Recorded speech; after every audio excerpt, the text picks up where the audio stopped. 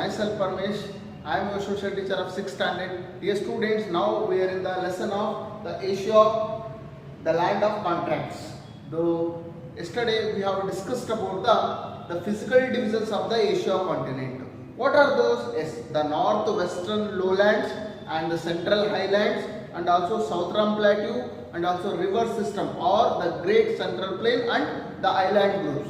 These are the 5 important points, and also we also discussed about the river system of the Asia continent. Okay, so let us recapitulate one by one, and later after that we can get into the today's class. Okay, yes, in the last class we have discussed about the physical feature or the physiography of the Asia continent, isn't it?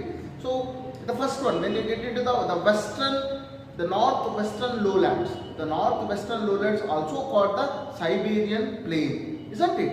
So where does it come, or how does it stretches? It extends, as you know that it extends from the Bering Strait to the Caspian Sea, right? The Bering Strait to Caspian Sea, it extends, and also it is in a triangular shape, and it has another name of called Siberian land. And also and there are 3 important rivers are found in the northwestern lowlands. What are those? Lena, Ob, okay, and also the another one is Ensis. Lena, Ob, Ensis are the 3 important rivers which you can look into the northwestern lowland, and also called the Siberian plain. Okay, and these rivers flows towards the north or northward. Okay, and finally they reaches the Arctic Ocean. Okay, this is all about we learned in the northwestern lowlands. So second one is the central highlands. So the central highlands is located the south of the northwest lowlands, or it is located in the south of the Siberian plain. Okay, and also what is the speciality of the central highlands? As you know, dear student, in the central highlands there are n number of mountain ranges we can see. As we discussed in the last class, the mountain ranges are specially they radiates from the Pamir Knot. All the ranges radiates, or they start from the Pamir Knot. So we can discuss about the eastern mountain ranges and western mountain ranges. In the eastern mountain ranges we have learnt about the Karakoram range and Himalayan range, isn't it? And also when it comes to the western, Hinduska range, these are the important mountain ranges we have learnt it. And also when we get into the Himalayan mountain range, this is the loftiest mountain range. I mean, this is the highest mountain ranges. And which is the highest peak? This Mount Everest. Mount Everest, it is found in the which range? Himalayan range. And what is the height of the Mount Everest? 8,848 meter. Okay, and also K2. K2 is also very second important highest peak in the world, that found in the Karakoram range. Okay, like eastern mountain ranges and western mountain ranges. When it comes to the western mountain ranges, you can see we have learnt about the Hinduska, Suleiman, isn't it? Hinduska, Suleiman, Kirtas. So these are the important mountain ranges we can found in the central highlands. Okay, the central highlands. So the central highlands are central highlands famous for the many ranges. Where does the mountain ranges starts or radiates? This Pamir Knot. Okay, and also these mountain ranges given birth to the many river rises in these Himalayas, or these ranges. Okay, so this is all about the central highlands. So when it comes to the southern plateau, and also in the central highlands or in the mountain ranges, in between the mountains there is inter-mountain plateaus also found. Okay, inter-mountain plateaus. So inter-mountain plateaus also called especially in the Tibet. Our soldiers are doing the wars in the Tibet, right? So Tibet, and as well as Mongolia, Iran. These are the places those are all plateaus. What is the meaning of plateau? The plateau in the sense elevated land, or the tableland is called the plateau. Okay, so inter-mountain plateaus also found in the central highlands.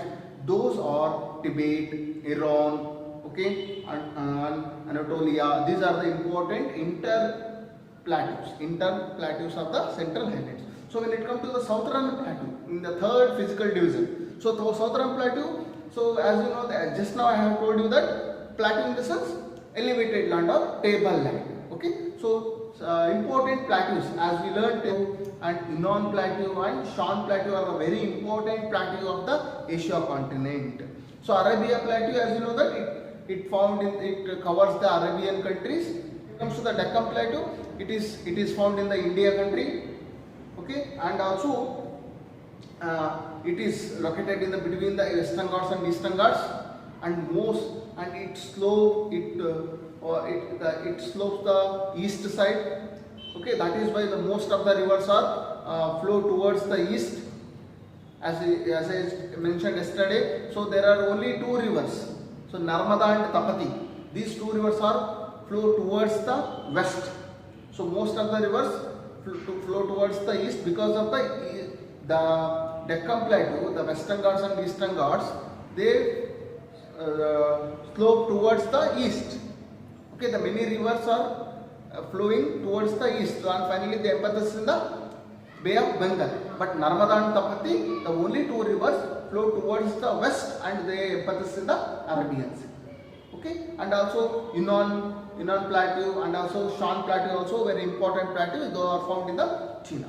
Okay, this is all about the third physical divisions of the Asian continent. And the fourth one is the river system or the great plains of the rivers.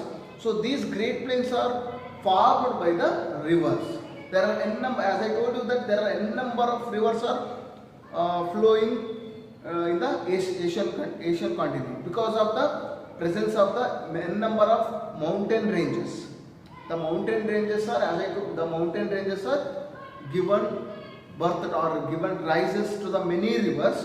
Those rivers are forms the Great Central Plain. Tigris and Euphrates plain, Indo-Gangetic plain, Mekong and Mekong plain, okay, and Irrawaddy plain. These are the important plains are found in the Asia continent. These are the important things we have learned in the last class, and also today's class we are going to learn about the agriculture of Asia. What are the agriculture of Asia? Yes, the agriculture of Asia, the 3/4 of the people they are engaged in the agriculture because of the availability of the Great Central Plains and because of the availability of n number of rivers flows in the Asia continent. The agriculture of Asia are most of the 3/4 people are engaged in the agriculture. Okay, and also there is a close relationship between the river system and farming. As we know that when we do the farming, we need a number of abundant of water. So that is the availability of water system, availability of river system is very close relationship with the farming. Okay, that is why the most of the people are they are doing the farming in the doing the agriculture in the Asia continent, and also largely practiced in the river basin. As I told you that river basins are covered with the very important fertile soil. What is that?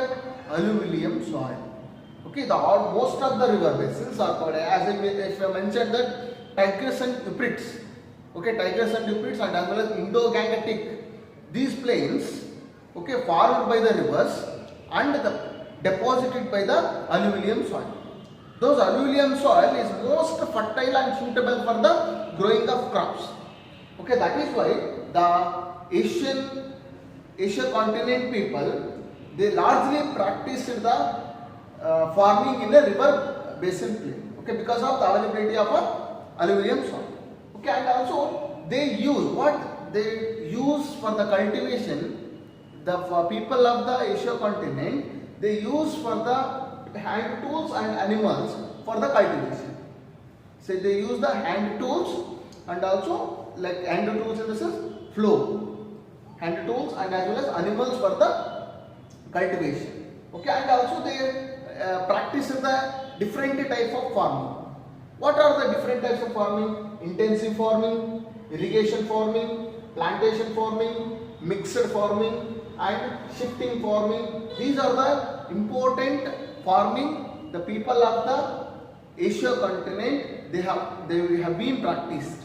What does it mean of intensive farming? The intensive farming in the sense they inputs the large fertilizers, pesticides, and also they use the most people for the doing the formation. Okay, they inputs the large pesticides, fertilizers, and capitals in the size of land. That is, we call it as an intensive farming. Okay, and irrigation farming, by using the water system, they grow the crops of whole of the 365 days.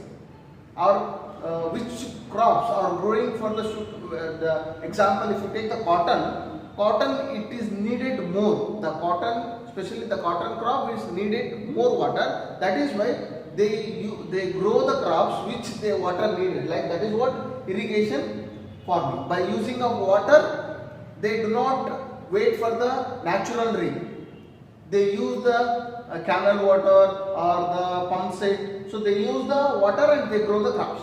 That is what the irrigation farming. Okay, and plantation farming. Plantation farming in the sense they make the garden. They grow the different kinds of fruits. Okay, different kinds of trees, and they will get the benefits. That is what the plantation farming.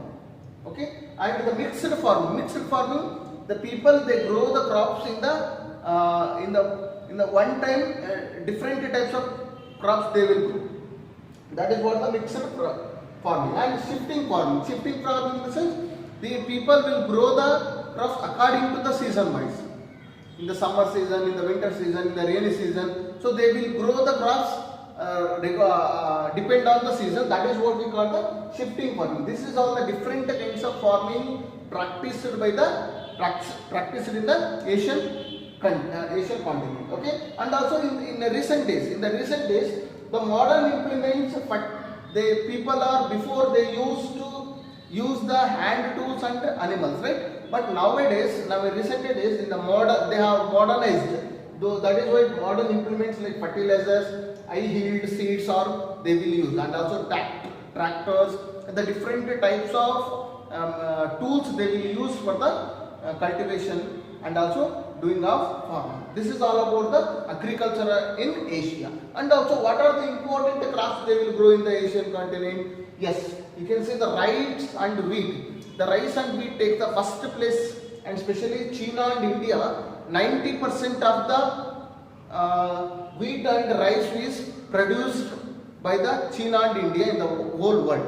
Okay, and also Japan, Bangladesh, Thailand, and Southeast Asia also they are producing the rice. Okay, which are those countries? Japan, Bangladesh, and Thailand. And also China and India and Pakistan and Asian Russia. China, India, Pakistan, and Asian Russia, they are cultivating or they are producing the wheat.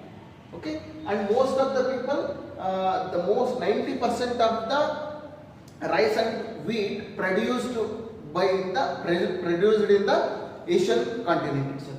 Okay, and also other important crops are growing: rubber, tea, cotton, jute, sugarcane, and also other things are coffee, cocoa, millets, spices, and oilseeds. So when it comes to the rubber, so rubber is also a very important crop which is produced in the Asian continent, especially Indonesia, Malaysia, and Thailand.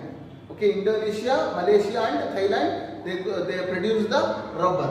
So tea is produced by the China, Indonesia, India, and Malaysia, and Thailand. Okay, and cotton also, as you know that cotton, it is growing in the block soil, and also the water is needed more for the growing of cotton. So cotton is also growing in more like China, India, Philippines, and Turkey, and also Turkmenistan, and also Uzbekistan. So Turkmenistan and Uzbekistan, these are the Arab countries. So cotton is also growing these all the countries. And when it comes to the jute, so jute also Bangladesh, China, and India. And sugarcane, India is the the second largest country of producing of sugarcane. Okay, so in India, Indonesia, Pakistan, Bangladesh and India. So India is the second largest country of producing of sugarcane. So these are the important crops. Now we can discuss about the climate of the Asia continent. So what are the climate of the Asia continent, and also some of the factors which affect the or which changes the climate of the Asia continent. Those factors are the size of the Asia continent, the latitudinal extent of the Asia continent, and physical features, which we had discussed about the 5 important physical features, and also the monsoon winds which brings the rain to the Asia continent. So these are the factors affect to the climate, and depend on these factors the climates has been divided: the coldest lands and hottest areas, and also the coldest lands and hottest areas. So the coldest lands are found in the polar region, okay, and also the hottest areas are found in the China and as well as Southwest Asia.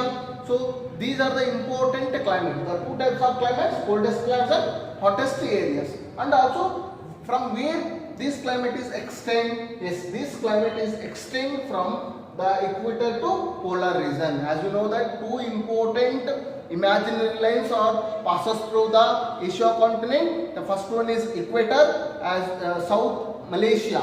It is passes through the South Malaysia, and also the another one is the Tropic of Cancer, Arab and as well as India. Those two important